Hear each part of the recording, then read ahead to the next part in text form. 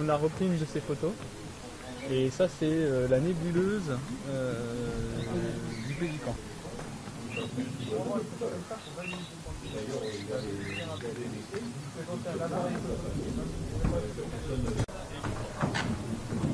Quel est le bois qu'il a utilisé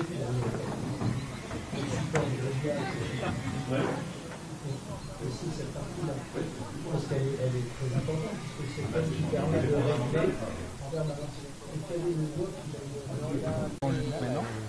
C'était sa menuiserie. Et là, c'était derrière la menuiserie. Alors, ça appartient aux héritières Fayada, ces deux filles. Il nous a fait un bail communautaire pour Vincent.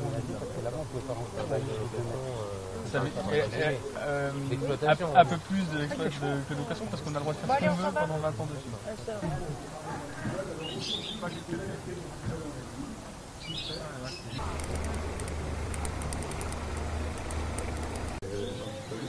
Elle se souvient qu'elle poussait le bout des doigts et se tournait tout seul. Aujourd'hui, à 5, on n'a pas réussi à la faire avancer. Donc voilà, je ne sais pas si vous pouvez regarder ça en tête pour vous donner une idée.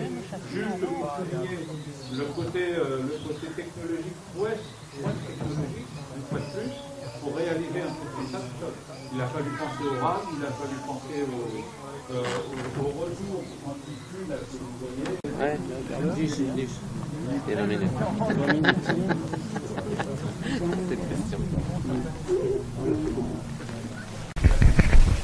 Bonjour monsieur. Je voudrais en fait votre impression et puis me dire comment vous avez connu l'observatoire. J'ai eu mot de l'observatoire par Christian K. Il s'occupe de l'association pour essayer de restaurer.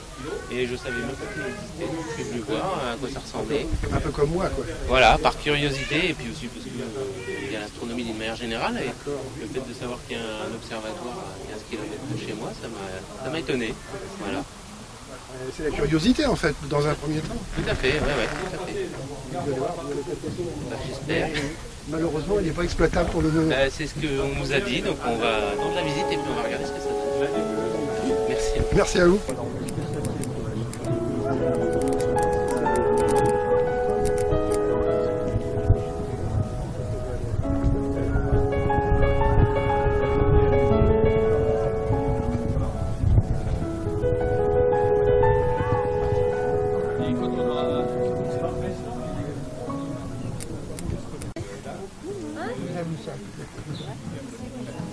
C'est plein comme un œuf. Un moment.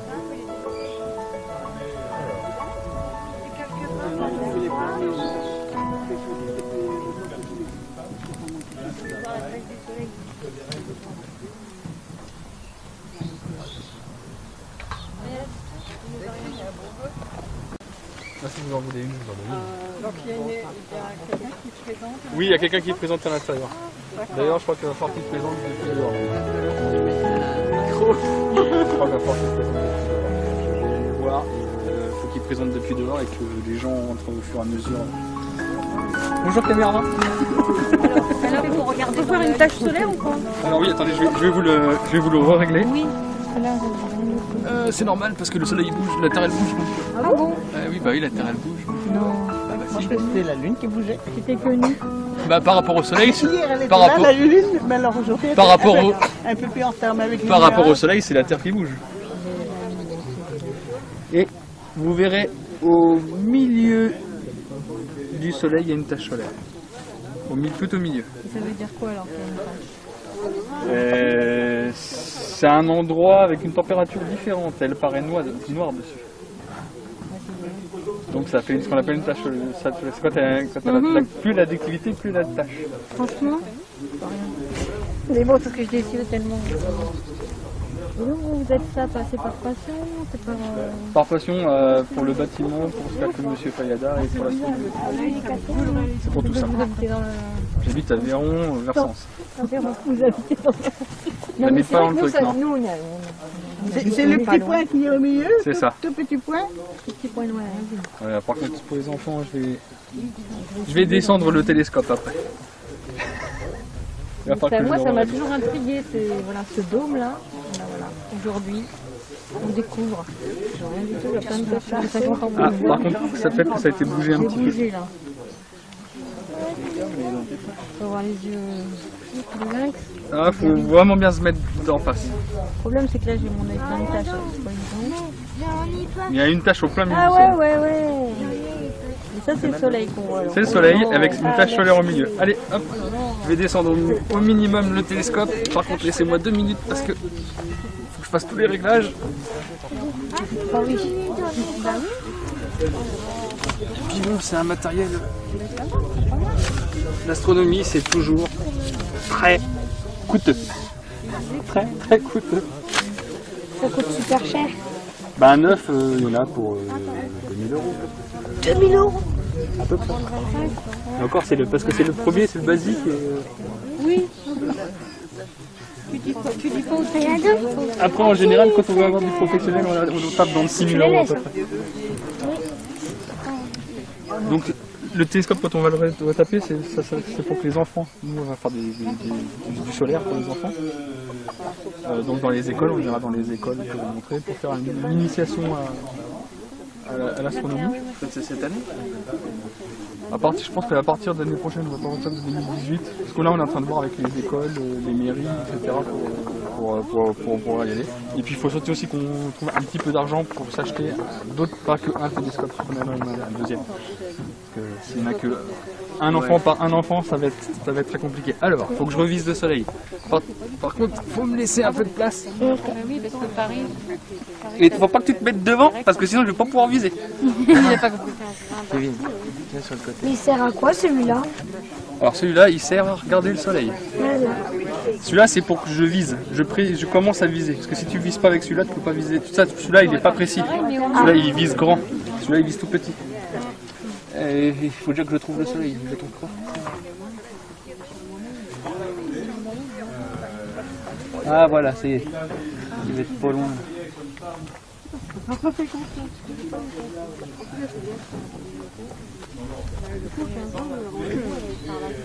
Oui, c'est beau. Ah bon? Ah non, s'il vous plaît, ça ira. Ah, du coup, là, je suis à Joanie, là, chez maman.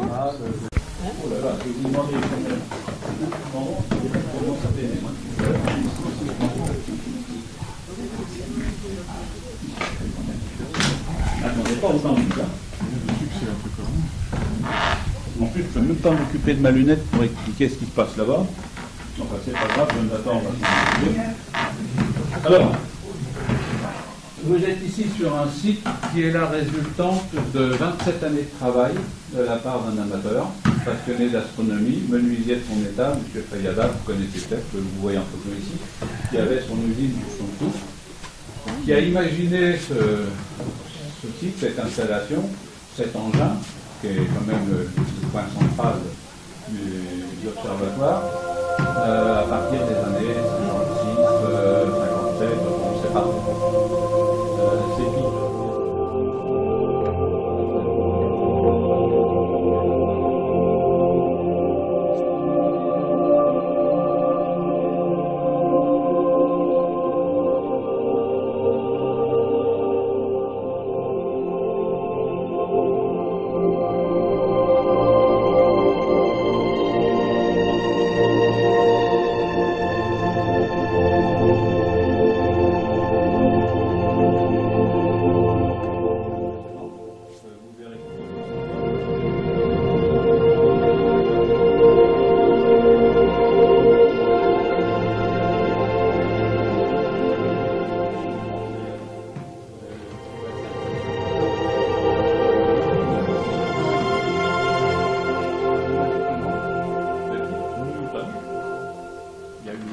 La petite qui est dehors là. Donc je vais vous faire circuler ça. La lunette, c'est cette chose-là. La lumière rentre ici, condense au foyer, on la roule sur l'oculaire, c'est tout bête, c'est simple. Le Newton permet de gagner beaucoup en grossissement et en vision, surtout sur vision éloignée, parce que la lumière, au lieu de rentrer là, de ressortir là, ici elle rentre là-haut, elle rentre comme ça, elle converge naturellement vers un miroir qui est ici, la partie noire, mais le miroir étant concave, les rayons sont renvoyés, convergent ici, vers un miroir secondaire, qui est là-haut, à 45 degrés, qui est tenu par une araignée, vous allez voir, et la lumière ressort par le trou qui est là, le trou, le porte-oculaire, où on met un oculaire qui permet de grossir l'image un certain nombre de fois. Là, vous êtes sur un instrument qui fait 310 mm de miroir, de diamètre, c'est tout à fait atypique, mais je vous expliquerai pourquoi. Et on a 2,44 m de focale. On ne peut pas travailler sur des planètes ou sur la Lune. Ça serait trop puissant, c'est pas fait pour. Celui-ci a cette capacité, il a été pensé, imaginé, et il a la capacité à travailler aussi bien sur du ciel profond que sur du planétaire, sur la Lune ou des choses comme ça. On ne peut pas aller voir le Soleil avec ça, parce que sinon c'est faudrait la vue, de toute façon il y aurait beaucoup trop de lumière, du diamètre. En plus, sur la petite lunette qui est là-bas, il y a un filtre que vous voyez au bout de la lunette, qu'on appelle là j'ai un trou de mémoire, un filtre pleine ouverture. Sur ces lunettes-là, c'est de la fabrication américaine, industrielle, c'est fait à la chaîne, ça coûte quand même 200-250 € le petit filtre. S'il fallait mettre l'identique sur un instrument comme ça, on est au demi-million, pas loin. Donc c'est tout à fait inconcevable. Donc, l'instrument est monté sur une monture équatoriale, que vous voyez là, qui a une forme particulière, avec une angulation particulière sur laquelle je reviendrai tout à l'heure. Et ça fait qu'un bloc, c'est une équatoriale à fourche. Ce qu'il y a sur ma lunette, c'est un moteur, un équatorial, mais c'est une monture allemande. C'est-à-dire que on a deux axes, vous regarderez comment c'est fait. Aujourd'hui, les grosses montures professionnelles modernes, qui font 80 kg, des plus gros comme ça, c'est le même principe. Celle-ci est, comme son nom l'indique, et vous voyez, elle est à fourche. C'est-à-dire qu'il n'y a que la fourche qui tourne ici pour orienter le télescope sur la cible, et le déplacement de la fourche, de l'ensemble, se fait par le déplacement de cette pièce-là. Dès lors que vous bloquez, vous immobilisez la fourche sur son axe, le moteur, les petits moteurs qui sont là, entraînent ça avec des déplacements. C'est micrométrique. Hein. Pour suivre une étoile là-haut, un déplacement d'1 degré là-haut, ici c'est peut-être 1/10 de millimètre à la minute. Donc vous imaginez la précision qu'il a fallu à cet artisan, au concepteur, pour imaginer avec plusieurs années d'avance un système qui permette, et imaginer des moteurs là-bas qui n'existent pas. Il faut imaginer des vis sans fin qui permettent d'atteindre ces vitesses-là. Imaginez une rotation un nombre de tours à la minute du moteur qui permettent ce déplacement-là. Il faut imaginer, on le voit une lumière qui arrive ici, ça se joue au 10e de millimètre. Ouais. Si vous êtes un demi-millimètre décalé décentré, l'image qui sort ici est décentrée, vous avez des phénomènes de coma, de flamèche, enfin, si vous voulez, l'arc-en-ciel, c'est l'image plus bonne. Donc ça nécessite quand même de l'autonome. Donc tu vois là-haut le miroir principal, là-bas, c'est l'éclair. Le secondaire ici, avec son araignée. Ça gêne pas l'entrée de la lumière, elle entre. L'image se forme là-bas sur le fond, elle est renvoyée par ça, et on ressort ici. Vas-y, tu peux regarder. Hein. Voilà. Au suivant, je vous laisse le soin de régler le télescope à votre hauteur, ça vous évitera de vous tordre le cou. Vous pouvez le monter, le faire tourner, hein, vous le mettez, vous l'adaptez. De toute façon, il n'y a rien à régler, juste à le mettre en face. Et donc, vous avez le miroir.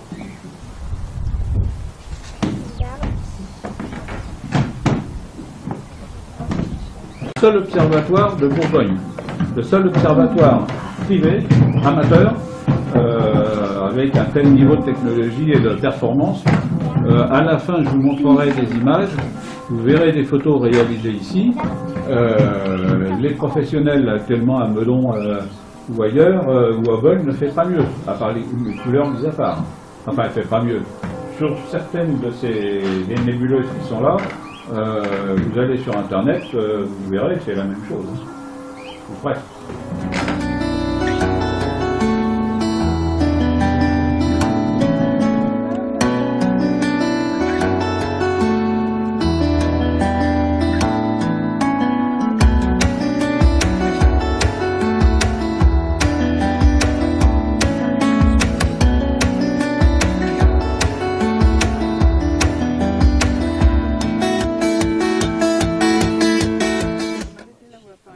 planète.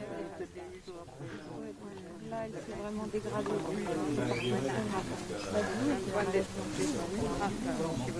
Ouais, partout en même temps. Par rapport à peu près partout à la même température.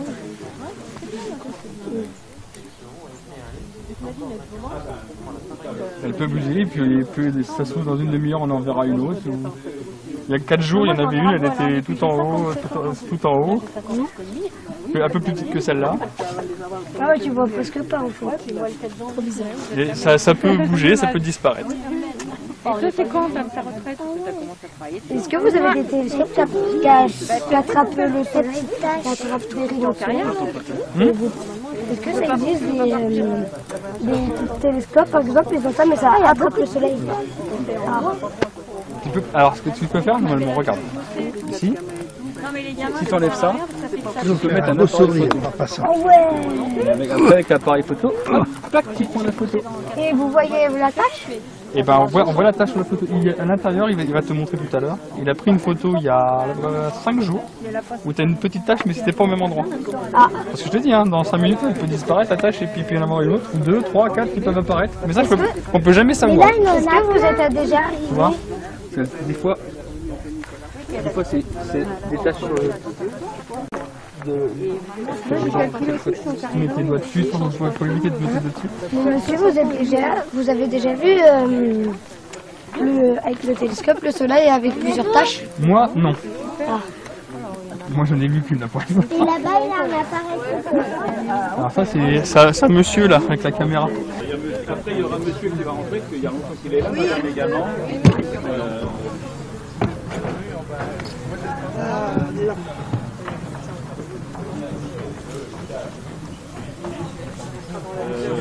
Des photos pour joindre la communauté de communes. Ouais. Quelques photos. Ouais, bah vous mettez.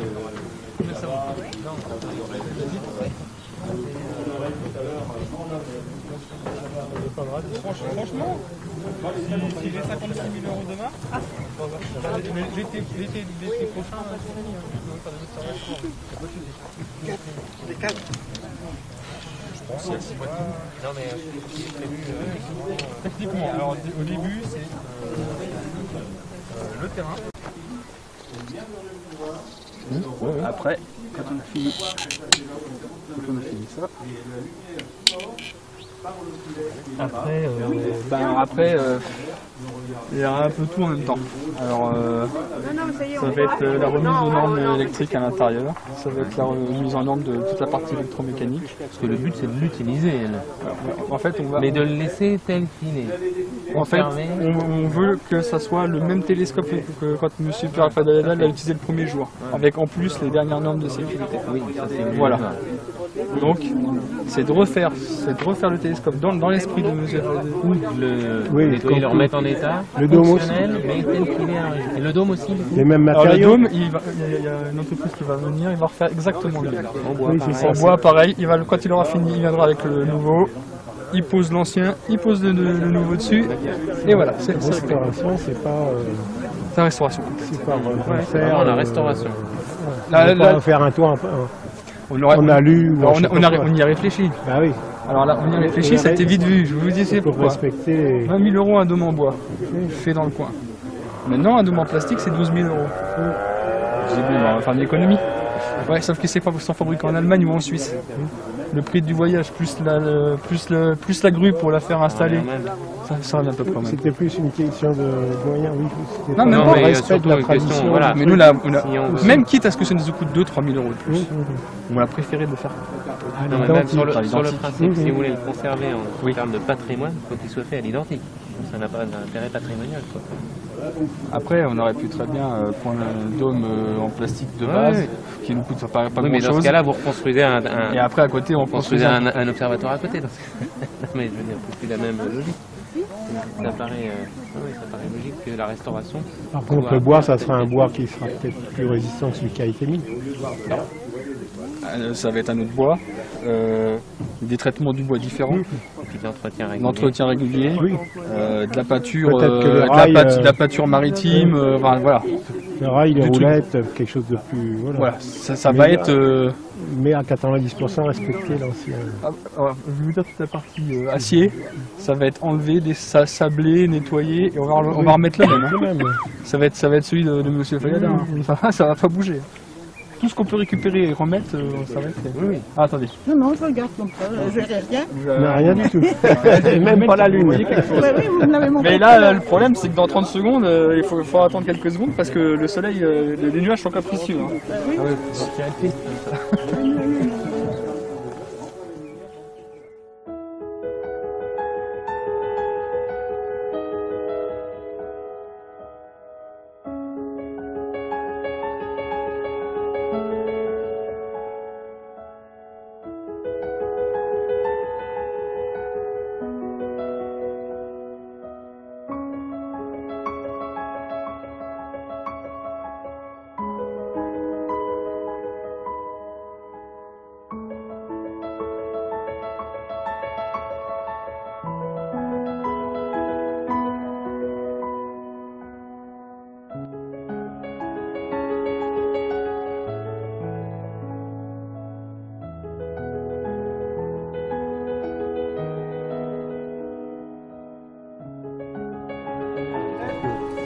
Il avait... Et vous êtes où la sauce, elle est à Lyon, c'est ça? Alors elle est à Champlaise du coup. Alors non, je vais vous donner. Attendez. Je vais vous donner.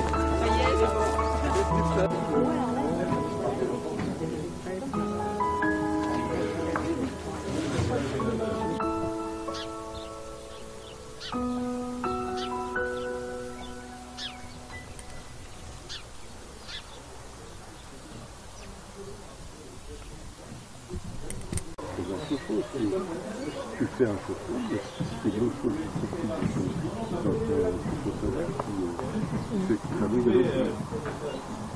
Là, tu as un panneau noir, et dedans, Il a fini dans les années 70, début 70. On pense 72, 73, 74, on ne sait pas bien. On n'a pas les papiers qui nous disent qu'il a fini. Les filles ne se rappellent pas vraiment, les filles Fadayada qui ont hérité du site, ne savent pas nous dire précisément. Et il a tout fait de ses propres mains. Tout, mais tout du début jusqu'à la fin. C'est-à-dire qu'il a même fabriqué le télescope, qui est à l'intérieur, qui fait 30 cm de diamètre. Il a fait le miroir à la main, il a mis... Alors, sur le premier miroir qu'il a fait, il a mis 2 ans à le faire. Il a vu qu'il a fait une erreur, il a recommencé. Et il n'a pas fait d'erreur pour le deuxième, il a mis 3 ans. Donc en tout, juste pour avoir le miroir du télescope, ça a mis 5 ans. Alors, ensuite, il a construit le télescope, le dôme en bois, et après le bâtiment, il a mis tout ça dedans. Alors, il a conçu son télescope, son rêve, c'était d'avoir un télescope pour faire de l'observation lointaine. Il a fait le télescope pour faire de l'observation lointaine. Il a fait le télescope aussi pour but de faire de la photographie. Donc, il a fait des photographies. Je vous donnerai une petite carte avec une photo dessus, qui a été faite avec le télescope. Alors, un télescope, quand on veut faire quelque chose avec, il faut le construire pour cet objectif. Donc il avait son objectif, il a fait le télescope pour l'objectif qui s'était imposé. Il est décédé il y a une quinzaine d'années, et le site a été abandonné pendant une quinzaine d'années. Donc on s'est... les propriétaires du site avaient décidé de décrocher le télescope et de laisser le site à l'abandon. Avec Christian qui est à l'intérieur, on s'est dit non, tu peux pas faire ça. Il faut qu'on le restaure, il faut que ça fonctionne et qu'il soit utilisé. Tu peux pas laisser ce qu'a fait ton père, il a mis 20 ans pour le faire, il faut absolument qu'il soit utilisable et qu'il soit utilisé. Donc nous, notre objectif, quand on aurait réussi à récolter des fonds pour pouvoir restaurer le site entièrement. Alors restaurer le site, c'est faire venir l'électricité.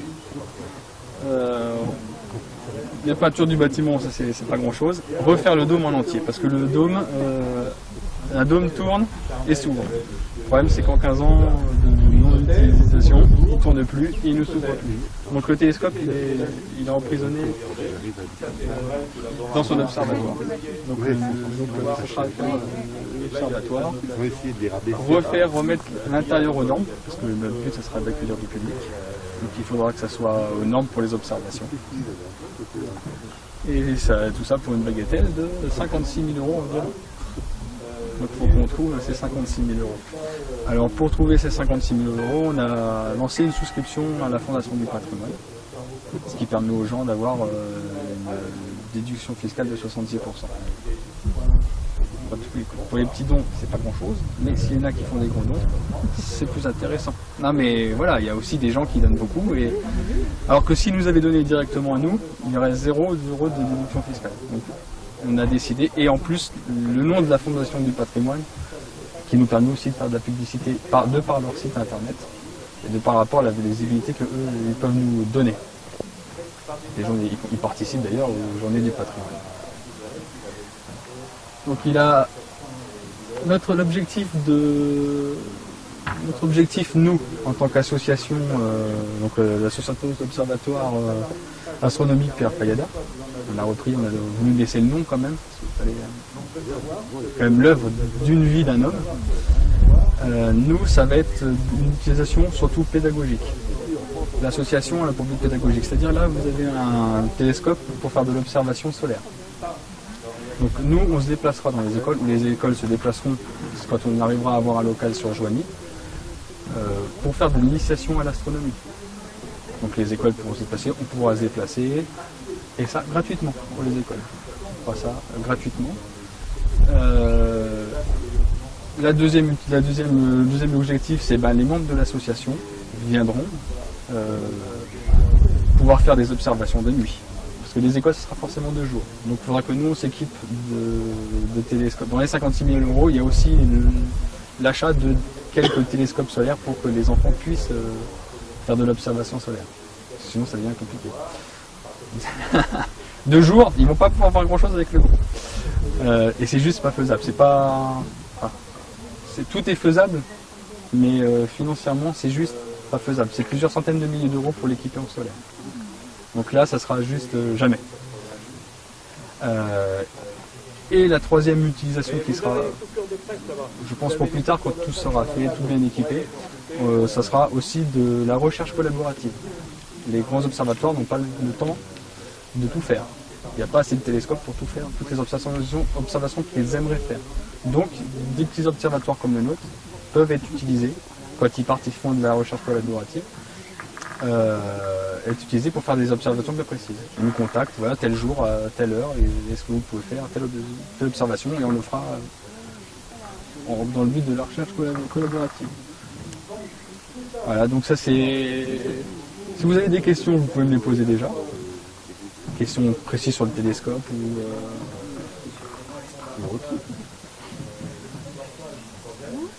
Après, il faut attendre un petit peu pour rentrer à l'intérieur, parce que... beaucoup plus de succès que ce qu'on attendait quand même, c'est bien. C'est bien pour nous. Non, c'est bien pour nous. Donc voilà, donc c'est le but de nous faire connaître et puis de réussir à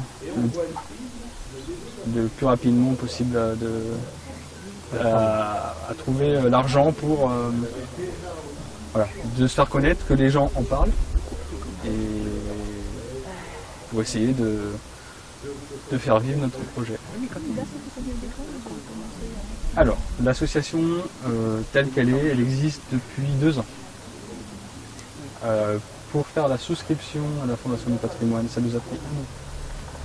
Puisqu'il y a très peu d'associations qui font des souscriptions à la Fondation du patrimoine parce que c'est un dossier extrêmement lourd à monter. Et ils nous aident à trouver de l'argent. Ils veulent savoir si l'argent va être dépensé sérieusement. Donc il faut un dossier béton pour pouvoir avoir la souscription. Donc ça nous a mis un peu de temps et surtout qu'on est 3-4 personnes actives dans l'association. Après, on est une vingtaine de membres qui, le reste nous aide financièrement pour tout ce qui est côté administratif. On a besoin d'argent pour envoyer des dossiers, on a besoin d'argent pour se déplacer des fois, pour ouvrir l'observatoire pour des gens qui voudraient nous aider. il n'y en a aucun qui est dit, à part Nicole qui est la présidente, qui habite sur Joigny. Après, tout ce qui cause, si quelqu'un nous pose des questions techniques, ce sera plutôt nous. Et du coup, on n'est pas à côté. Donc, voilà, les vingtaines d'adhérents nous aident financièrement. Moralement aussi, pour certains. Parce qu'il faut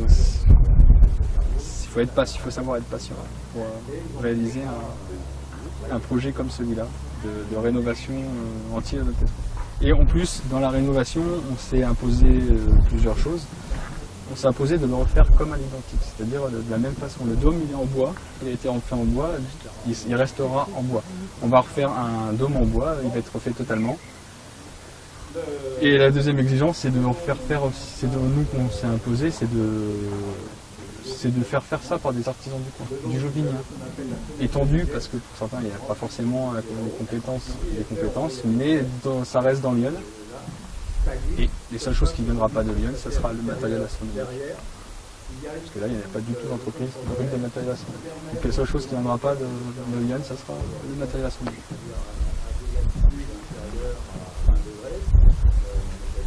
Après, vous pourrez...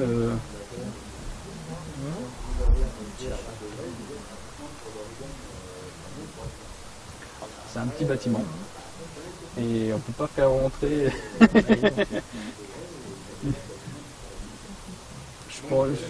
on essaye une petite dizaine par tour.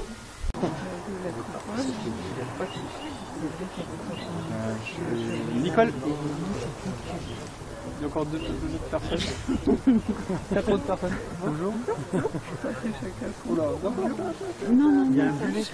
Il y a un bus, il paraît bien. Ça peut se faire en journée. C'est surtout que pour les gamins, c'est surtout qu'on va le faire surtout en journée. Les écoles, ce sera la journée. Elle s'appelle Bella.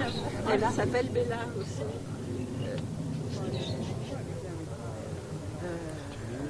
Alors, vous en pensez quoi? Très bien. Très bien. C'est long, quoi.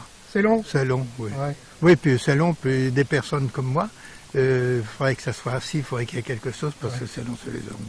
Ça vous a plu? Ah oui, c'est bien, c'est bien. C'est même plus que bien, puisqu'on ne peut même pas imaginer ça, quoi. C'est fantastique, hein.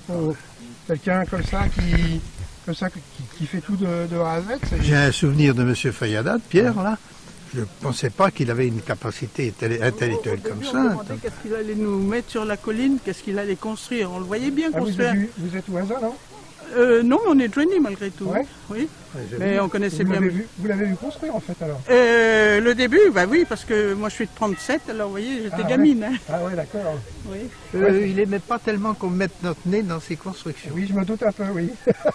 On le voyait, on pouvait parler avec lui, tout ça, avec sa épouse, et puis on le voyait au magasin de meubles, tout ça. Mais ici, là, c'était un domaine... Mais c'est sûr qu'il devait avoir une grosse tête. Ouais, c'est vrai, pour maîtriser tous les paramètres comme ça, c'est vrai que... Mais là, j'ai une surprise de voir quelle hauteur d'intelligence il avait pour faire ce qu'il a fait là. Hein. Ah ouais. Parce que... Ah mais c'est vrai que ça touche beaucoup de domaines. Je sais qu'en menuisier, bénisterie, il était fort, mais alors là... Ah ouais, il n'avait pas ces qualités-là. Ouais, c'est surprenant, hein, moi aussi. Hein. Pourtant, je suis un peu du domaine de électromécanique, électronique, tout ça, informatique, mais franchement, là, pour l'époque, c'est quand même fantastique. Oui, parce que... Quand on voit ces notes faites à la main, qu'on voit l'écriture, qu'on voit les calculs qu'il a fait. Surtout si c'est lui qui a fait le miroir, qu'il a... Oui, qui a poli le miroir. Poli lui-même. Hein. Ça aussi, c'est... Bah, je vous remercie beaucoup. Non, ça rappelle des souvenirs. Merci beaucoup. C'est bien, merci, très bien. Bonne fin d'après-midi. Merci. Au revoir.